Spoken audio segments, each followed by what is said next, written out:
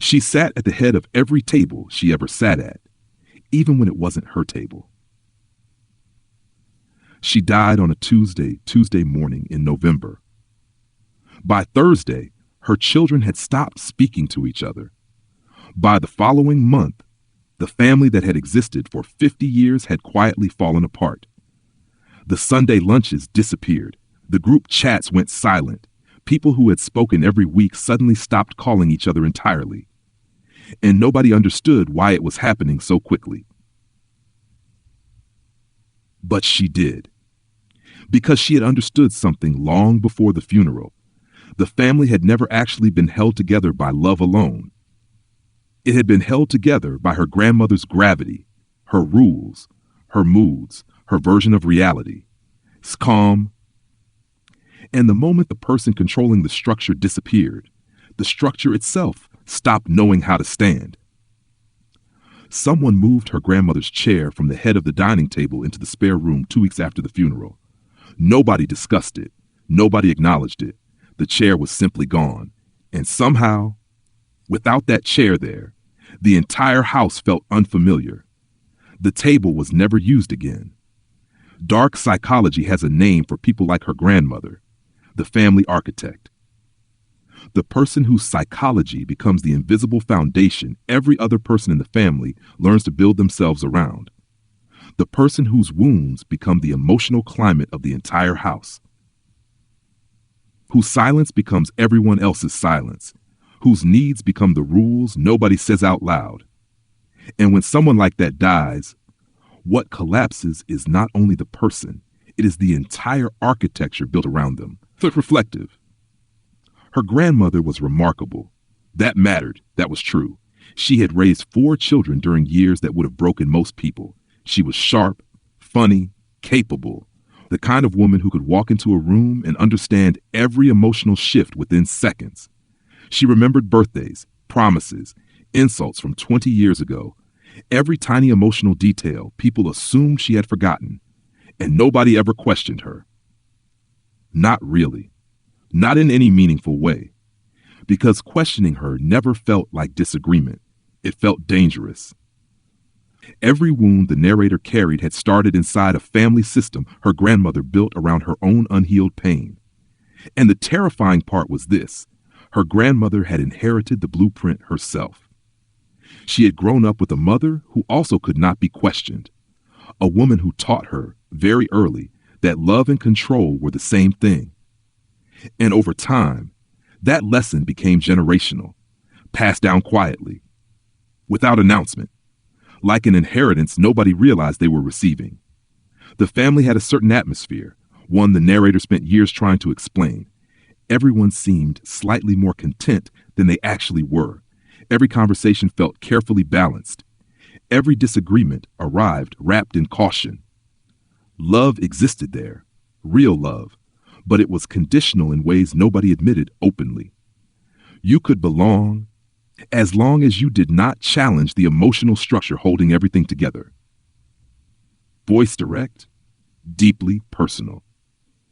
If you grew up in a family where one person's emotions controlled the temperature of every room, where everyone learned to monitor moods before speaking, where questioning someone felt less like disagreement and more like betrayal, then you already know what it feels like to live inside someone else's psychology as if it were simply reality.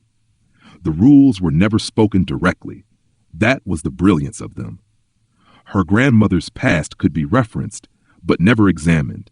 Painful truths could exist privately, but never publicly. Certain stories survived, others disappeared completely.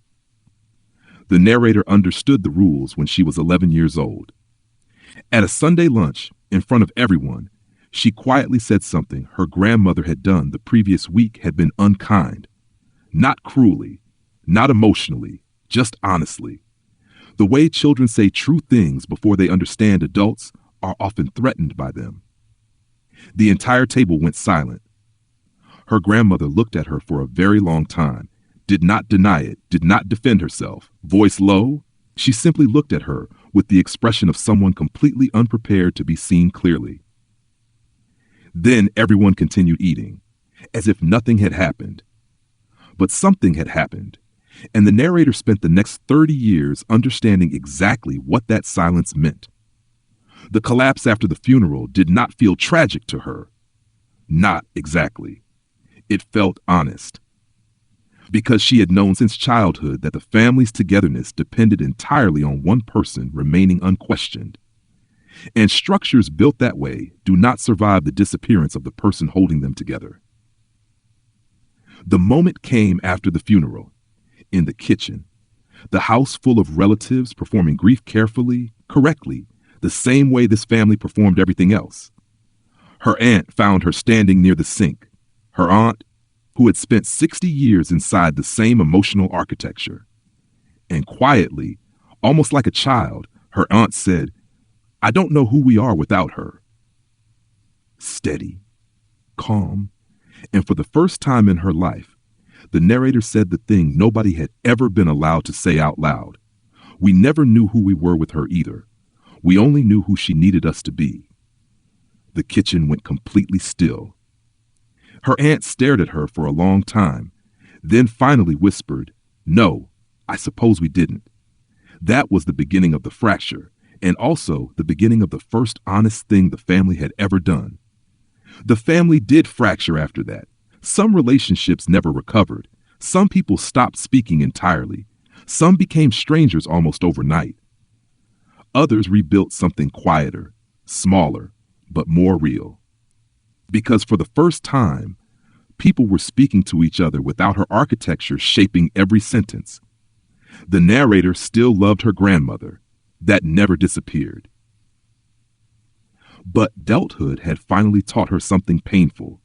You can love someone deeply and still recognize clearly what they cost you. Those truths can exist together, and neither one cancels out the other. Intermect. If you grew up inside a family built around someone who could not be questioned, if belonging required silence, if love felt real, but only when you shaped yourself carefully enough to fit inside someone else's emotional structure, then maybe you also know this feeling. Looking at your own fears, your conflict patterns, the way you make yourself smaller in certain rooms, the strange guilt that appears when you disappoint people, and slowly realizing those things may not have started with you at all, that they arrived already formed, already installed, passed down through generations of people who never stopped long enough to examine what had been handed to them. But the moment you begin questioning it, you are already doing work the people before you never did.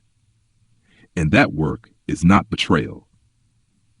It is how the wound finally stops traveling forward. After the funeral, quietly, without announcing it to anyone, the narrator began building a different kind of family system for herself.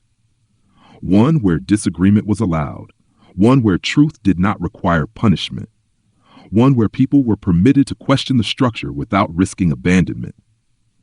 Built on the understanding that love and control are not the same thing. Voice final, devastating. She built the family around herself so completely that nobody noticed it was a cage. And the proof was this: the moment she was gone, nobody knew how to stay inside it.